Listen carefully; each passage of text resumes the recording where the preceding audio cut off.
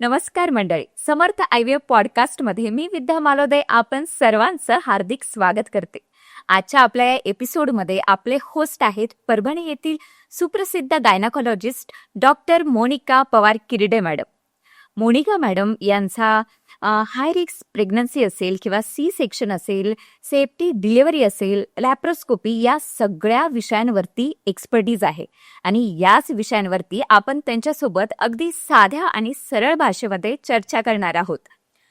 परभणी येथील समर्थ IVF यांची जी franchise आहे ती स्वतः मॅडमच सांभाळतात आणि परभणी त्याचबरोबर आजूबाजूच्या भागामध्ये ज्याही महिला आहेत त्या सगळ्यांवरती मॅडमचा एक प्रभाव आहे.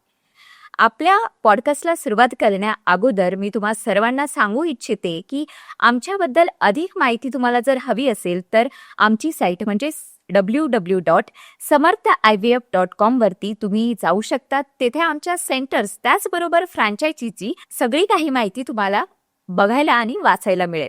त्याचबरोबर मी इथे तुम्हाला सांगते की आमची 2 यूट्यूब चॅनल आहेत, एक समर्थ IVF आणि एक समर्थ IVF पॉडकास्ट. या दोन्ही चॅनलला तुम्ही सबस्क्राईब करा, कारण की ज्याही काही टेक्निकल गोष्टी आहेत त्या अगदी साध्या सरळ भाषेमध्ये तुमच्यापर्यंत पोहोचवण्याचं काम आम्ही करत असतो. तर आजच्या पॉडकास्टला आपण सुरुवात करूया. नमस्कार मॅडम, समर्थ IVF पॉडकास्टमध्ये तुमचं हार्दिक स्वागत आहे. धन्यवाद विद्या. तुमच्या या पॉडकास्टच्या प्लॅटफॉर्मवर मला संधी दिल्याबद्दल थँक्यू. खूप धन्यवाद मॅडम. आपण डायरेक्टली आपल्या प्रश्नांना, आपल्या चर्चेला सुरुवात करूया. मॅडम, आपण बघितलेलं आहे की IVF या ट्रीटमेंटमध्ये जनरली नेहमी ऐकल्या जाणारे टर्मिनॉलॉजी म्हणजे एक IVF आणि IUI. तर या दोघांमध्ये नेमका काय डिफरन्स आहे हे म्हणजे सामान्य जनतेला कळेल अशा भाषेमध्ये आम्हाला सांगा. IUI म्हणजे इंट्रायुट्राईन इन्सेमिनेशन. त्याच्यामध्ये जी नॅचरल प्रेग्नन्सीची प्रोसेस आहे त्याला आपण थोडंसं पुश ऑन करतो. त्यामध्ये जी फिमेल आहे तिचे आपण फॉलिक्युलर स्टडी करून एग्स जेव्हा रप्चर होतात तेव्हाच आपण प्रिपेअर्ड सिमेन तिच्या युट्रसमध्ये सोडतो. ही जी प्रोसिजर आहे ती कमी इन्व्हेझिव्ह आहे, म्हणजे त्याच्यामध्ये कमी इंजेक्शन्स किंवा हे ज्या पेशंटला जो त्रास होतो IVF मध्ये तो कमी असतो यामध्ये. तसंच टाईम पण कमी लागतो आणि हे कॉस्टली नाही आहे ही ट्रीटमेंट IVFच्या कम्पॅरिझनमध्ये. आणि IVF म्हणजे in vitro fertilisation. In vitro म्हणजे आउटसाइड द, म्हणजे गर्भाशयाच्या बाहेर इन विट्रो म्हणजे. तर त्याच्यामध्ये पेशंट्सला म्हणजे फिमेल पेशंटला आपण एक फॉलिक्युलर स्टडी करून तिच्या एग्स वाढवण्यासाठी इंजेक्शन्स देऊन, ओव्युलेशन करण्यासाठी रप्चरचे इंजेक्शन्स देऊन एग कलेक्ट करतो. तसेच मेलमधून स्पर्म कलेक्ट करून ते IVF लॅबमध्ये त्याचा एम्ब्रिओ तयार करतो, म्हणजे भ्रूण तयार होतो आणि तो भ्रूण युट्रसमध्ये सोडला जातो. आणि मग तिथे पण त्या भ्रूणला इम्प्लांटेशन होण्यासाठी म्हणजेच त्या गर्भाशयाच्या भिंतीला चिटकण्यासाठी आपल्याला इंजेक्शन्स द्यावे लागतात. आणि ही जी प्रोसिजर आहे ही इन्व्हेझिव्ह आहे, त्यामध्ये पेशंट्सला इंजेक्शन्स असतात, प्रोसिजर आहे आणि थोडी कॉस्टली आहे ही ट्रीटमेंट. अच्छा, म्हणजे IVF थोडं कॉस्टली आहे आणि टाइम कन्झ्युमिंग. IUI तेवढं नाही ना.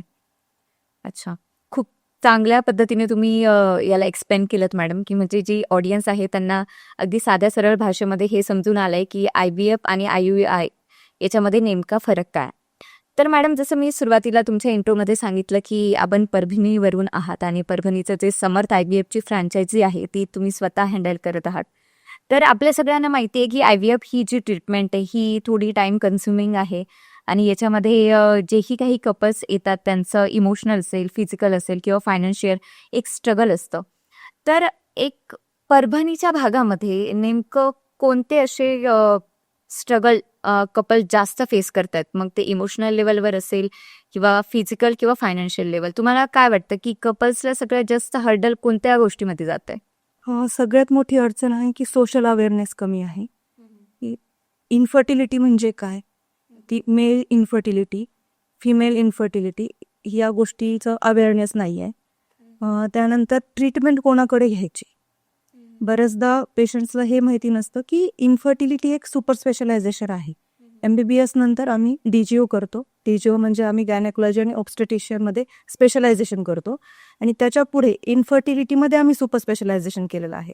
पण बऱ्याचदा पेशंट्सला असं असतं की जे डिलिव्हरी करणारे डॉक्टर आहेत मग ते गावातले असतील शहरातले असतील तेच इन्फर्टिलिटीची ट्रीटमेंट देतात असं त्यांचा माइंडसेट आहे. पण ॲक्च्युली ते तसं नाही आहे. त्याच्यासाठी हे सुपर स्पेशलायझेशन आहे आणि त्यामुळे कोणाकडे जायचं हे पहिल्यांदा पेशंटला समजत नाही. त्यामुळे त्यांचा वेळ जातो. ते 2-3 वर्ष ते टाईम गेल्यानंतर पेशंटचं वय होतं. बरेच मेडिकेशन्स आणि इंजेक्शन्स त्यांना गेलेले असतात. त्यामुळे पुन्हा त्यांचा हार्मोनल इम्बॅलन्स अजून वाढतं. मग यामध्ये त्यांचा वेळ जातो. त्यांचं फिजिकली पण प्रॉब्लेम होतो आणि फायनान्शियली पण ते ड्रेन आउट होतं. आणि जेव्हा ह्या सगळ्या गोष्टी जेव्हा ते हायर सेंटरपर्यंत पोहोचतात तेव्हा ते टोटली ड्रेन झालेले असतात. हा खूप चांगला मुद्दा सांगितलात मॅडम तुम्ही की म्हणजे ग्रामीण भागामध्ये लोक जनरली असं असतं की माझ्या ओळखीचा डॉक्टर कुठे त्यांच्याकडे जायचं, म्हणजे तेवढा अवेअरनेस नाही आहे की बाबा कोणत्या डॉक्टरकडे. आपल्याला प्रॉब्लेम काय आहे, आपल्याला जर इन्फर्टिलिटीचा प्रॉब्लेम आहे तर आपण साध्या डॉक्टरकडे जाऊन फायदा नाही. आपल्याला स्पेशलायझेशन ज्या डॉक्टरचं आहे त्यांच्याकडेच जायला पाहिजे. आणि तुम्ही जसं सांगताय की जोपर्यंत ते तुमच्यापर्यंत पोहोचतात तोपर्यंत ते ऑलरेडी खूप ड्रेन आउट झालेले असतात. तर मग तुम्ही मॅडम या पॉडकास्टच्या थ्रू तुमच्या भागातील जनतेला किंवा अदर ऑडियन्सलाही काय सांगू इच्छिता की म्हणजे त्यांनी असं न करता, जसं तुम्ही सांगितलं की दुसऱ्या डॉक्टरांकडे ते जातात आणि तिथे मेडिकेशन्स घेतात, जे की खूप चुकीचं आहे. तर माझी अशी इच्छा आहे की तुम्ही या पॉडकास्ट थ्रू ऑडियन्सला किंवा तुमच्या भागातल्या लोकांना सांगा की कोणत्या वेळेमध्ये तुम्ही कुठे गेलं पाहिजे, म्हणजे तुमच्याकडे यायला हवं ना त्यांनी, की स्पेशलायझेशन ज्या डॉक्टरांकडे त्यांच्याकडे यायला हवं. सगळ्यात आधी तर असं आहे की पेशंटचं वय किती आहे, पेशंटच्या लग्नाला किती दिवस झालेले आहेत, किती वर्ष झालेले आहेत. बऱ्याचदा असंही आहे की लग्न झाल्यानंतर 2-3 महिन्यामध्ये काही लोक ओव्हर ट्रीटमेंट चालू करतात. म्हणजे डायरेक्ट डॉक्टरांकडे जाणं आणि आम्हाला मूल होण्यासाठी औषधं द्या, असे पेशंट माझ्याकडे खूप येतात की त्यांच्या लग्नाला 6 महिनेही झालेले नाही आहेत, त्यांनी नॅचरली ट्राय पण केलेलं नसतं, तरी पण ते येतात आणि म्हणतात की आम्हाला मूल होण्यासाठी ट्रीटमेंट द्या. ठीक आहे, आम्ही त्यांना सांगतो, काउन्सिलिंग करतो की तुम्ही प्री कन्सेप्शनल आपण चालू करू शकतो ट्रीटमेंट. पण ते त्यांच्या डोक्यात आता असं आहे की ट्रीटमेंट घेतल्याशिवाय मुलंच होत नाही. हा पण एक खूप मोठा ॲडव्हर्स इफेक्ट झालेला आहे सध्या. आणि एक भीती बसलेली आहे महिलांच्या मनामध्ये की आपण जर ट्रीटमेंट नाही घेतली आणि आपल्याला जर का वेळ झाला तर आपल्याला मुलंच होणार नाही. हा एक खूप म्हणजे खूप मोठा प्रॉब्लेम आहे, गैरसमज आहे खूप लोकांमध्ये. मोठा गैरसमज आहे. त्यानंतर दुसरा गैरसमज असा आहे की जेव्हा कपल येतात पण त्याच्यामध्ये असं असतं की फक्त आणि फक्त महिलेलाच ट्रीटमेंटची गरज आहे, पुरुषांमध्ये काहीच प्रॉब्लेम नसतो, पुरुषांना ट्रीटमेंटची गरज नाही. आणि जे काही लाईफस्टाईल चेंजेस करायचे आहेत, मेडिकेशन्स घ्यायचे आहेत, ते फक्त आणि फक्त स्त्रीनी घ्यायचे, पुरुषांनी काही चेंज करायचा नाही. हे पण खूप मोठा गैरसमज आहे परभणीमध्ये. त्यानंतर अजून एक आहे की इन्फर्टिलिटीची ट्रीटमेंट घेतल्यानंतर किंवा टेस्ट ट्यूब बेबी केल्यानंतर आपण सेक्स सिलेक्शन करू शकतो, म्हणजे की मुलगा की मुलगी ठरवू शकतो. पण हे असं नाही होत. त्यासाठी पण पेशंट येतात की आता आम्ही IVF ची ट्रीटमेंट घेतोय तर आम्हाला पण मुलगाच पाहिजे. पण हे नाही, असं होऊ शकत नाही. अजूनही मुलगा मुली आहे. फार डिफरन्स केला जातो. आहे, तो अजूनही आहे, त्यात काहीच चेंज नाही आहे. पण त्यांना आता नवीन ऑप्शन वाटतो की हा आपण IVFच करतोय ना, टेस्ट ट्यूब बेबीज करतोय, तर मग आपण मुलगाच करून घेऊ. पण हे पॉसिबल नाहीये, किंवा हे असं त्यांना कोणीतरी असं गैरसमज करून दिलेले असतात की आपण मुलगा करू शकतो. दुसरा एक गैरसमज असा आहे की ट्विन्स होऊ शकतात, म्हणून बरेच जण ट्रीटमेंट घेत नाहीत. हाही गैरसमज आहे की IVF ची ट्रीटमेंट घेतली म्हणजे आम्हाला ट्विन्स होतील आणि आम्ही 2 मुलं नाही सांभाळू शकत फायनान्शियली किंवा करिअर वाईज, म्हणून पण बरेच जण घाबरतात IVF साठी. नाही, हे 2-4 मुद्दे खूप चांगले क्लिअर केलेत मॅडम तुम्ही, की म्हणजे एवढं आधुनिक जग होऊन सुद्धा, एवढं अवेअरनेस असून सुद्धा सोशल मीडियावरती, तरीही लोकांमध्ये हे असे गैरसमज आहेत की IVF ची ट्रीटमेंट घेतल्यानंतरही आम्हाला ट्विन्सच होतील किंवा तिळेच होतील किंवा मुलगा आमची इच्छा आहे मुलगा आहे तर मुलगाच होऊ शकतो, हे फार गैरसमज आहेत.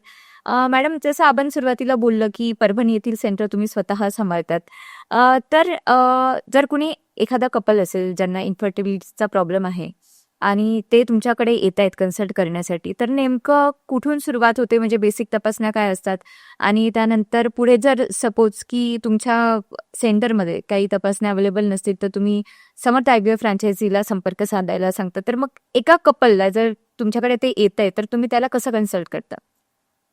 इन्फर्टिलिटीच्या ट्रीटमेंटमध्ये 2 पार्ट आहेत. एक सायकोलॉजिकल पार्ट आहे दुसरं फिजिओलॉजिकल पॅथॉलॉजिकल पार्ट आहे. सायकोलॉजिकल म्हणजे त्या पेशंटला पूर्ण तुम्हाला आधी प्रेग्नन्सी काय आहे, रिप्रोडक्टिव्ह ऑर्गन्स काय आहेत, मेल फिमेल दोघांचे रिप्रोडक्टिव्ह ऑर्गन्स ते कसं काम करतात हे समजावून सांगावं लागतं. बऱ्याच त्यांना हेच माहिती नाही की एग म्हणजे काय, स्पर्म म्हणजे काय, आणि त्याच्या तपासण्या असतात. या गोष्टींची माहिती नाही आहे. तर तिथून सुरू करावं लागतं आपल्याला. बेसिक डायग्राम्स काढून समजावून सांगावं लागतं किंवा स्पेसिमन्स ठेवावे लागतात की हे रिप्रोडक्टिव्ह ऑर्गन्स आहेत, युटरस, सर्व्हिक्स, ओव्हरीज आहेत, फॉलोपियन ट्यूब्स आहेत, त्या प्रत्येकाचं काय काम आहे हे समजून सांगावं लागतं. सेम मेलसाठी पण त्यांचे रिप्रोडक्टिव्ह ऑर्गन्स काय आहे, त्यांना काय प्रॉब्लेम असू शकतात हे पण समजावून सांगावं लागतं.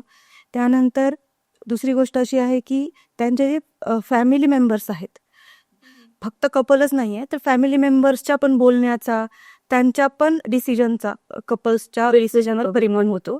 त्यामुळे बऱ्याचदा जेव्हा पैसे भरायची वेळ असते येते एखाद्या प्रोसिजरसाठी, तेव्हा असं असतं की इतके पैसे लागतात का, घरून त्यांना प्रेशर असतं. त्यामुळे फॅमिली मेंबर्सला पण आपल्याला समजावून सांगावं लागतं की नेमका प्रॉब्लेम काय, त्याची ट्रीटमेंट आपण काय करतोय आणि पुढे त्याचा काय इफेक्ट होणार आहे, आउटकम काय असणार आहे. त्यासाठी एकतर अवेअरनेस आहे सायकोलॉजिकली. दुसरं आहे ते पेशंटचं डिटेल हिस्ट्री घ्यावी लागते. हिस्ट्रीनं दोघांची, पुरुषांची पण आणि स्त्रीची पण, दोघांची डिटेल हिस्ट्री. त्यानंतर हार्मोनल प्रोफाईल्स आहेत, त्यांच्या सोनोग्राफी आहेत. ज्या महिलांना गरज आहे त्यांना हिस्टोसाल्पोंजिग्राफी म्हणजे HSGची टेस्ट करावी लागते आपल्याला. लॅप्रोस्कोपी किंवा हिस्टोस्कोपीची गरज असेल तर तीही अवेलेबल आहे. आणि पुरुषांसाठी डिटेल सिमेन अनालिसिस आपण करतो, DNA फ्रॅगमेंटेशन इंडेक्स आपण काढतो.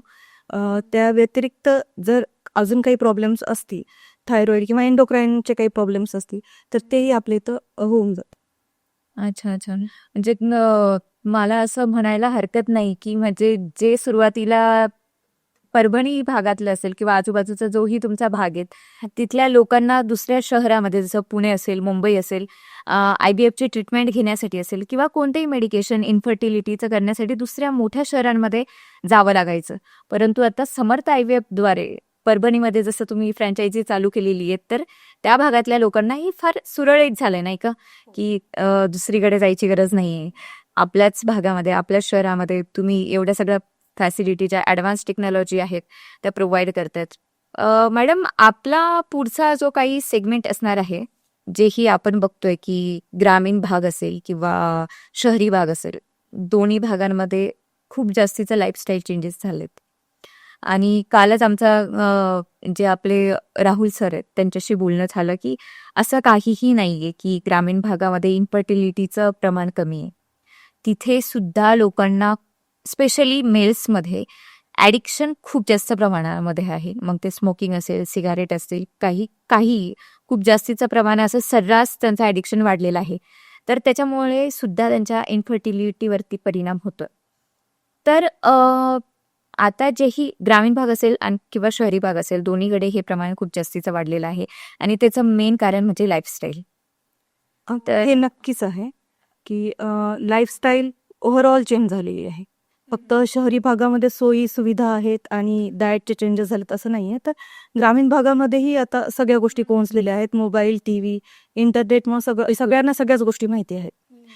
राहिला प्रश्न ॲडिक्शनचा, तर मेट्रो सिटीमध्ये जेवढे ॲडिक्शन आहेत तेवढेच ॲडिक्शन ग्रामीण भागातही आहेत, फक्त त्याचं स्वरूप वेगवेगळं आहे. अल्कोहोल आहे, टोबॅको आहे, स्मोकिंग आहे, बऱ्याच गोष्टी आहेत. आणि हा ॲक्सेप्टन्स नाही आहे, ग्रामीण भागातल्या लोकांना ह्या गोष्टीचं ॲक्सेप्टन्स नाही आहे की ह्या गोष्टींमुळे पण इन्फर्टिलिटीवर परिणाम होतो. तेवढं अवेअरनेस सुद्धा तो अवेअरनेस नाही आहे. आणि जेव्हा आम्ही OPD मध्ये सांगतो फिमेलला लाईफस्टाईल चेंजेस करण्यासोबत मेलसाठी पण जेव्हा आम्ही सांगतो तेव्हा त्यांना असं त्या गोष्टीचा ॲक्सेप्टन्सच नाही की ह्याच्यामुळे पण इन्फर्टिलिटी होऊ शकते. म्हणजे ते ॲक्सेप्टच करत नाहीत. ॲक्सेप्ट करत नाही की ॲडिक्शन्समुळे इन्फर्टिलिटी होते. बऱ्याचदा तर असं असतं की फक्त फिमेल येते, तिच्यासोबत फिमेल रिलेटिव्ह येतात, म्हणजे सासू, नणंद किंवा तिची आई, बहीण, फक्त एवढेच येतात. बऱ्याचदा हजबंडला बोलवल्यानंतरही हजबंड येत नाहीत. त्यांना असं वाटतं की हा प्रॉब्लेम फक्त हा फक्त महिलेचा प्रॉब्लेम आहे आणि याच्यामध्ये पुरुषांचा काहीच रोल नाहीये. त्यांना काही इन्फर्टिलिटीचा प्रॉब्लेमच नसतो, असं एक खूप मोठा मिसकन्सेप्शन आहे. गैरसमज आहे लोकांमध्ये, तो त्यांनी दूर करायला हवा ॲक्च्युअली. आणि आपल्या पॉडकास्टवर आपण तेच काम करतोय. मॅडम, तुमचा एवढा मोठा अनुभव आहे, तुमच्या बोलण्यामधून आम्हाला समजून येत आहे. तर तुमच्या भागातली तुमची एखादी सक्सेस स्टोरी आमच्यासोबत शेअर करायला तुम्हाला आवडेल का? हो, नक्कीच. बऱ्याचदा पेशंट खूप वर्षानंतर खूप ट्रीटमेंट घेऊन थकून आलेले असतात. AMH कमी झालेला असतो. एज 35-36च्या अराउंड गेलेलं असतं आणि खूप सायकल्स झालेले असतात. फेल्ड IUIचे, फेल्ड IVFचे.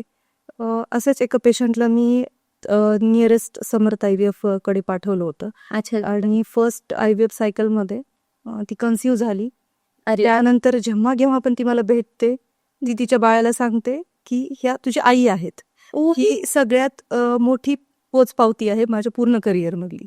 बापरे, किती म्हणजे ते त्या बाळाला सांगतायत तसं. ती तिच्या बाळाला जेव्हाही मला भेटायला येते तेव्हा ती मला तिच्या बाळाला समजावून सांगते ही तुझी आई आहे.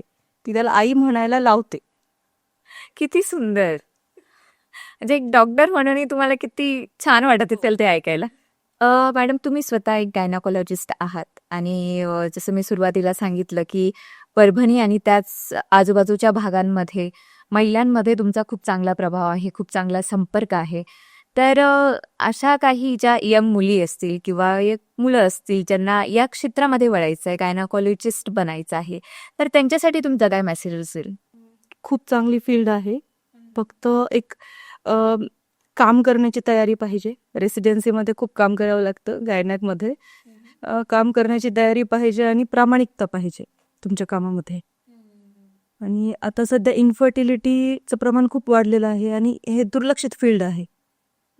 बरेच लोक इन्फर्टिलिटीकडे वळत नाहीत. इन्फर्टिलिटीमध्ये स्पेशलायझेशन करण्याचा विचार नाही येत लोकांच्या डोक्यामध्ये. ते करायला हवं, कारण आता ऍक्च्युली ही समाजाचीच गरज आहे. ऍक्च्युली कारण की लाईफस्टाईलमुळे इन्फर्टिलिटी हा खूप मोठा इश्यू झालाय आणि त्याचं प्रमाणही फार जास्त वाढलंय. आणि त्यानुसार जर कोणी करिअर करायचा विचार करत असेल तर हा एक खूप चांगला ऑप्शन कारण की समोर जाऊनही याच्यात बराच स्कोप आहे. मॅडम, तुम्ही सांगताना आता मागे जे तुम्ही उदाहरण दिलत की एक 35 वय वर्ष पुढे गेलेल्या महिलेबद्दल तुम्ही सांगितलं आता, तर एक ही जी बायोलॉजिकल क्लॉक असते, हे जे एज असतं, हे इन्फर्टिलिटीमध्ये कसं काम करतं? म्हणजे इन्फर्टिलिटी आणि बायोलॉजिकल क्लॉक यांचा जो काही संबंध आहे तो आमच्या ऑडियन्सला समजून सांगा. करिअरमुळे किंवा सगळ्याच ओव्हरऑल लाईफस्टाईलमुळे लग्न उशिरा होत आहेत. लग्नानंतरही सेटलमेंट आणि बाकीच्या सगळ्या गोष्टींमुळे कपल्स ट्राय नाही करत कन्सिव्ह करण्याचा. आणि ह्या सगळ्या गोष्टी जसं जसं एज वाढणार आहे या सगळ्या गोष्टीचा परिणाम तुमच्या ओव्हरीजवर होणार आहे, एग्सवर होणार आहे, स्पर्म्सवर होणार आहे. आणि ह्या सगळ्या गोष्टींमुळे तुम्ही करिअर आणि तुमचा जे फॅमिली प्लॅनिंग आहे हे दोन्ही बॅलन्स करायला पाहिजे ऍक्च्युली. आणि बॅलन्स करूनच तुम्हाला पुढे चालावं लागेल. हा, म्हणजे फक्त तुम्ही करिअरच्या मागे न जाता बायोलॉजिकल क्लॉक सुद्धा लक्षात ठेवावीच लागेल. आणि ज्यांना खूपच करिअर ओरिएंटेड फिमेल असतील तर मग त्यांनी एक फ्रीज करून ठेवावेत. त्याच्याबद्दल आम्हाला थोडंसं सविस्तर. हे हा नवीन ऑप्शन आहे, अजून हा लोकांपर्यंत पोहोचलेला नाहीये किंवा कोणी विचार पण करत नाही. सेलिब्रिटीज करतात. अच्छा. ते एक फ्रीज करतात आणि जेव्हा त्यांना पाहिजे तेव्हा एक तर ते स्वतः किंवा सरोगसी थ्रू एक्स यूज करून IVF बेबी करतात. अच्छा. हा ऑप्शन मुलींसाठी आहे ज्यांना करिअर करायचंच आहे व करिअर खूपच इम्पॉर्टंट आहे किंवा त्यांचं करिअर असं आहे की ते at a time family planning किंवा मुलाला आणि करिअरला एकदाच न्याय देऊ शकत नाहीत. त्यांच्यासाठी एक फ्रीजिंगचं चांगलं ऑप्शन. अच्छा, म्हणजे सामान्य जनतेपर्यंत ते अजून पोहोचलेलं नाही, परंतु एक अप्पर स्टॅटामध्ये ते आहेत. अच्छा, ठीक आहे. मॅडम, जसं आपण सुरुवातीला बोललोय की ग्रामीण भागामध्ये ह्या गोष्टी ज्या आहेत IVF ट्रीटमेंट घेणं थोडं अवघड आहे. कोणत्याही लेवलवरती असेल, मग इमोशनल लेवल असतील किंवा फायनान्शियल लेवलवरती असेल. तर सध्या परभणीमध्ये नेमकं काय स्थिती आहे की म्हणजे लोक जशी आपली पॉडकास्ट अगोदर जशी चर्चा झाली होती की तुम्ही सांगत होतात की लोक अगोदरचे आपल्या ओळखीचे डॉक्टर आहेत त्यांच्याकडे जातात आणि नंतर स्पेशलिस्टकडे जातात, तर ते थोडंसं आम्हाला सविस्तर सांगा की नेमकं लोक कुठे चुकतायत आणि त्यांनी काय करायला हवं. सगळ्यात पहिल्यांदा तर तुम्ही इन्फर्टिलिटी काय आहे हे समजून घ्यायला पाहिजे. हा, तर सॉरी मी डिस्टर्ब करते, पण जसं तुम्ही सुरुवातीला सांगितलं की पेशंट जे ते 2 4 महिन्यामध्येच म्हणतात की आम्हाला कन्सीव्ह होत नाही आणि ते व्हिजिट करतात डॉक्टरांना. ते सुद्धा आम्हाला सांगा की इन्फर्टिलिटी नेमकी केव्हा समजली गेली पाहिजे कपल्सनी की आता हा आपल्याला प्रॉब्लेम आहे म्हणून? जे पेशंट्स 35 पेक्षा कमी आहेत आणि विदाऊट कॉन्ट्रासेप्शन जे 6 महिने ते 1 वर्षापर्यंत कन्सीव्ह करू शकत नाहीये, त्यांनी इन्फर्टिलिटीचं इव्हॅल्युएशन करायला हवं. आणि ज्यांचं एज 35 पेक्षा जास्त आहे त्यांनी 6 महिन्याच्या आत जर त्यांना कन्सीव्ह होत नसेल हां. तर डॉक्टरांची मदत घ्यायलाच हवी. त्या व्यतिरिक्त ज्या टीनेजर मुली आहेत, ज्या आता सध्या शिकत आहेत, त्यांच्यामध्येही पिरियड्सचे बरेचसे प्रॉब्लेम्स असतात, इरेग्युलर पिरियड्स असतात. तर ते वेळच्या वेळीच त्यांनी त्या गोष्टीकडे लक्ष द्यायला पाहिजे. नाहीतर माझी एक्झाम होऊ द्या, माझा नंबर लागू द्या, ह्या सगळ्या गोष्टी, किंवा माझं करिअर होऊ द्या, त्यानंतर मी पिरियड्सकडे लक्ष देते, तर याचा परिणाम पुढे चालून इन्फर्टिलिटीमध्ये होतो. त्यामुळे वेळच्या वेळीच त्यांनी त्या गोष्टी, पिरियड्स रेग्युलर करणे, किंवा काही लोकांना थायरॉइडचे प्रॉब्लेम्स असतात, फॅमिली हिस्ट्री पण असते थायरॉइडची, तेव्हाच एंडोक्रायनॉलॉजिस्टला किंवा इन्फर्टिलिटी स्पेशालिस्टला तुम्ही कन्सल्ट करून तुमचे जे काही प्रॉब्लेम्स आहेत ते क्लिअर करायला पाहिजेत. आणि हे पीसीओडी आणि पीसीओएस खूप पीसीओडी एक असा आहे की त्याच्यावर एक सेपरेट पॉडकास्ट होईल आपला. अच्छा. कारण पीसीओएस मध्ये असं आहे, एकतर तुमची लाईफस्टाईल चेंज झाली आहे, त्याच्यामध्ये डाएट चेंज झालेलं आहे, स्लीप तुमची ॲडिक्वेट नाही आहे, त्यानंतर आपल्या भेळ मिसळच इतकी झालेली आपल्या जमिनीमध्ये, पाण्यामध्ये, अन्नामध्ये, जेनेटिकली मॉडिफाईड फूड खातो आपण, या सगळ्या गोष्टींचा परिणाम पीसीओएस आणि बाकीच्या हार्मोनल प्रॉब्लेम्समध्ये होतो. बिलकुल मॅडम. आणि याच्यामध्ये तुम्हाला चेंजेस काय करायचे आहेत, तर तुम्हाला डाएट प्रॉपर घ्यायचं आहे. डाएट प्रॉपर घेताना तुम्हाला ऑइली फूड, मसालेदार, जंक फूड, मैद्याचे पदार्थ, शुगर, बेकरी प्रॉडक्ट्स हे तुम्ही अवॉइड करायला हवेत. त्यानंतर तुम्ही ज्वारी, बाजरी, नाचणी, मिलेट्स हे जे आपले स्टेपल फूड होते पूर्वी, आता नाही आहेत, आपण हे सगळं विसरून गेलो, ह्या सगळ्या गोष्टी आपण परत आणायला पाहिजेत आपल्या डाएटमध्ये. त्या व्यतिरिक्त ॲडिक्वेट स्लीप पाहिजे, स्ट्रेस मॅनेजमेंट पाहिजे. स्ट्रेससाठी तुम्हाला योगा, मेडिटेशन किंवा, आणि फिजिकल इनॅक्टिव्हिटी खूप जास्त आहे, 17-18 तास क्लासेस आणि ट्युशन्समध्ये मुली बसतात, या सगळ्या गोष्टी तुम्ही कुठेतरी अवॉइड करायला पाहिजे. किंवा त्याला ऑप्शन नाही आहे तर तुम्ही कमीत कमी एखादा तास तुमच्यासाठी काढून तुम्ही फिजिकल ॲक्टिव्हिटीमध्ये इन्व्हॉल्व्ह व्हायला पाहिजे. बिलकुल. आपल्या आजी आई ज्याही होत्या त्यांचं फिजिकल एक्सरसाइज खूप जास्त व्हायची जास्त कम्पेअर टू आताच्या जी जनरेशन येते. मॅडम, IVF ही जी ट्रीटमेंट आहे त्याच्यामध्ये खूप सारे मेडिकेशन्स घ्यावे लागतात, खूप जास्त इंजेक्शन्स सुद्धा असतात, तर याचे काही साईड इफेक्ट आहेत का, किंवा हे टाळण्यासाठी काय काळजी घेतली पाहिजे? ग्रामीण भागामध्ये याचं काय वातावरण आहे सध्या? ॲक्च्युली ह्याचे साईड इफेक्ट आहेत, पण साईड इफेक्ट जर तुम्ही योग्य डॉक्टरकडून नाही घेतले किंवा योग्य डोसेसमध्ये नाही घेतले तर होतात. ॲक्च्युली असं आहे की ओव्युलेशन इंडक्शन ड्रग्स आहेत, त्यानंतर OC पिल्स आहेत जे की आपण पिरियड्स रेग्युलर होण्यासाठी देतो. ह्याचे नॉन कॉम्प्लिकेशन्स आहेत, सेंट्रल व्हेनस सायनस थ्रोम्बोसिस, म्हणजे जी मेंदूची व्हेनस सायनस आहे त्यामध्ये क्लॉट्स तयार होतात आणि पेशंटला स्ट्रोक येऊ शकतो आणि पेशंट ICUमध्ये ॲडमिट होतो. मी मागच्या 2 रेषामध्ये 7 ते 8 पेशंट मी माझ्या स्वतःच्या ICUमध्ये ॲडमिट केलेले आहेत. आणि यासाठी असं आहे की तुम्ही रॅन्डमली कुणाकडेही जाऊन आजकाल मेडिकलवर पण मिळतात टॅबलेट्स, पण तुम्ही असं ओव्हर दी काउंटर नाही घ्यायला पाहिजे. कारण आम्ही जेव्हा OC पिल्स प्रिस्क्राईब करतो तेव्हा आम्ही त्याचे साईड इफेक्ट पेशंटला समजावून सांगतो की तुम्हाला हेडेक होऊ शकतो, तुम्हाला गिडीनेस येऊ शकतो, म्हणजे चक्कर आल्यासारखं होऊ शकतं, भोवळ येते, तेव्हा तुम्ही या गोष्टीकडे लक्ष द्यायला पाहिजे. ती घेण्याची पद्धत आहे, त्याचा डोस आहे, पण या सगळ्या गोष्टींकडे दुर्लक्ष होतं. त्या व्यतिरिक्त ओव्युलेशन इंडक्शन ड्रग्स हे पण तुम्ही स्पेशलाइज्ड डॉक्टरांकडूनच घ्यायला पाहिजे, किंवा आपल्या ओळखीचा डॉक्टर आहे, गावामध्ये डिलिव्हरी करणारे डॉक्टर आहे, ते देत आहेत म्हणून तुम्ही घेताय असं नाही आहे. त्याचा तुमचा वेट, तुमचा सोनोग्राफीच्या फॉलिक्युलर स्टडीज, त्यानुसार त्यांचा डोस कॅल्क्युलेट होतो, त्यानंतर ते ड्रग्स द्यावे लागतात. बऱ्याचदा असं होतं की त्याची ओव्हर ट्रीटमेंट होते पेशंटला, आणि त्यामुळे बऱ्याचदा OHSS मध्ये पेशंट जातो, म्हणजे ओव्हेरियन हायपर स्टिम्युलेशन सिंड्रोम होतो. म्हणजे याच्यामध्ये बऱ्याचदा खूप सारे एकदाच मॅच्युअर होतात, आणि त्याच्यामध्ये जर ते सिव्हिअर झालं तर पेशंटच्या पोटामध्ये पाणी होणं, छातीमध्ये पाणी होणं, आणि पेशंटला श्वास घ्यायला त्रास होणं, आणि ह्या गोष्टी तुम्हाला जे डॉक्टर स्पेशलाइज नाहीत तिथे ते तुम्हाला ह्या गोष्टी कोणी सांगणारच नाहीये. आणि मग जेव्हा पेशंट येतो आमच्याकडे त्याच्यानंतर त्यांना कळतं की ह्याचे हे साईड इफेक्ट्स आहेत.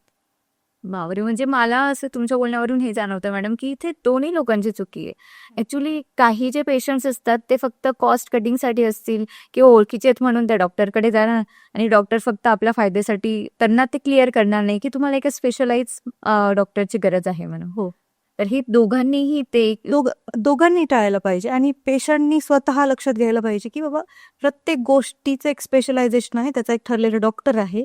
तुम्ही डोकं दुखते म्हणून पोटाच्या डॉक्टरकडे नाही जाऊ शकत, तर पोट दुखते तेव्हा तुम्ही डोक्याच्या डॉक्टरकडे नाही जाऊ शकत. त्यामुळे लोकांनी ह्या गोष्टीचा अवेअरनेस आता ठेवायला पाहिजे. तुम्ही ट्रीटमेंट घेताय, तुम्ही कुठे घ्यायला पाहिजे आणि जे आपण ट्रीटमेंट घेतोय त्याचे काय साईड इफेक्ट्स आहेत हे तुम्ही पण डॉक्टरांना विचारायला पाहिजे. बिलकुल म्हणजे ह्याचे साईड इफेक्ट्स म्हणजे असे नाहीयेत, तुम्ही चुकीच्या पद्धतीनं घेतलं तर साईड इफेक्ट्स होतात. हां. असं नाहीये की ह्याच्यातून अजून एक चुकीचा संदेश जाऊ नये की इन्फर्टिलिटीच्या ट्रीटमेंटचे साईड इफेक्ट्स होतात, असं नाहीये. तुम्ही चुकीच्या डोसेसमध्ये चुकीच्या पद्धतीने घेतला किंवा तुम्ही ओव्हरडोस घेतला तर साईड इफेक्ट्स होतात. तसं तर पॅरासिटामॉलमुळे पण लिव्हर फेल्युअर होतं जर तो ओव्हरडोस झाला तर. प्रत्येक गोष्टीचा साईड इफेक्ट असतो, पण ते तुम्ही योग्य पद्धतीने घेतलं तर होत नाही.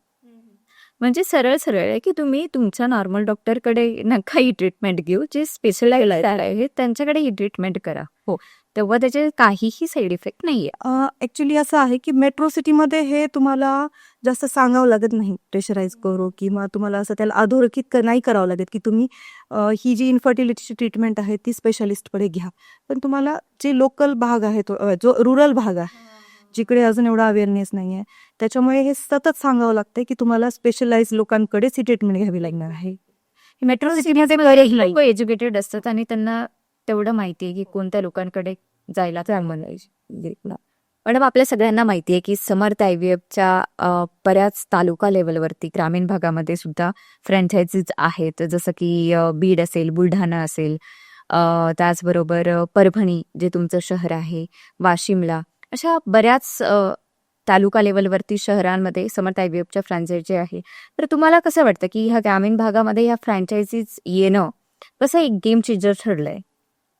हे खूप महत्त्वाचं आहे कारण असं आहे की ही जी इन्फर्टिलिटीची जी फील्ड आहे ही डायनॅमिक आहे, यामध्ये कंटिन्युअस रिसर्च चालू आहेत आणि हे रिसर्च आमच्यापर्यंत जेव्हा आम्ही इंडिव्हिज्युअल प्रॅक्टिस करतो तेव्हा आम्हाला तेवढा वेळ देणं आणि त्या सगळ्या गोष्टी लगेच ॲडप्ट करणं, जे आयडियल नॉर्म्स आलेले आहेत, इंटरनॅशनल नॉर्म्स आहेत, ते लगेच आमच्या सेंटरमध्ये इंडिव्हिज्युअली करणं थोडं अवघड आहे. ते जेव्हा एक आपल्याला फ्रँचायझी आहोत आपण, तर आपल्याला इझी गोईंग टू त्या गोष्टी मिळतात आणि आपण लवकर अपडेट होतो. त्याचा फायदा पेशंट्सला होतो आणि टीमवर्क असल्यानंतर कुणीच परिपूर्ण नाही आहे किंवा मलाच सगळं येतं असं कोणी नाही म्हणू शकत. त्यामुळे जर आपल्यावर कोणी सिनियर असतील आणि एखाद्या गोष्टीमध्ये आपल्याला अडचण येत असेल तर ती एक छान गोष्ट आहे. आपण त्यांच्यासोबत डिस्कस करू शकतो आणि त्याचा फायदा डायरेक्टली पेशंटलाच होणार आहे. आपला आउटकम चांगला येणार आहे यामधून, म्हणून हे छान आहे.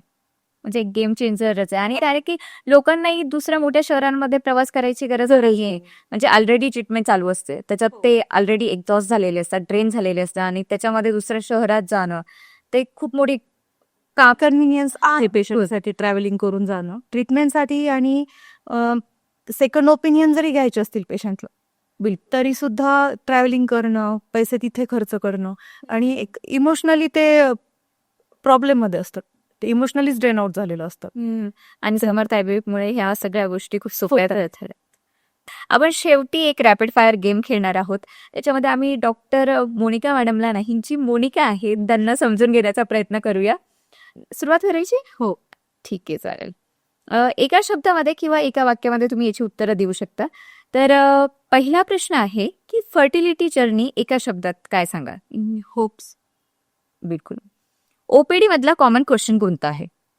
OPD मधला कॉमन क्वेश्चन असा आहे की म्हणजे सक्सेस होईल का, जी ट्रीटमेंट आहे त्यातून सक्सेस होईल का, म्हणजे ते एक होप शोधत असतं की चान्स आहे का मला? चान्सेस आहे.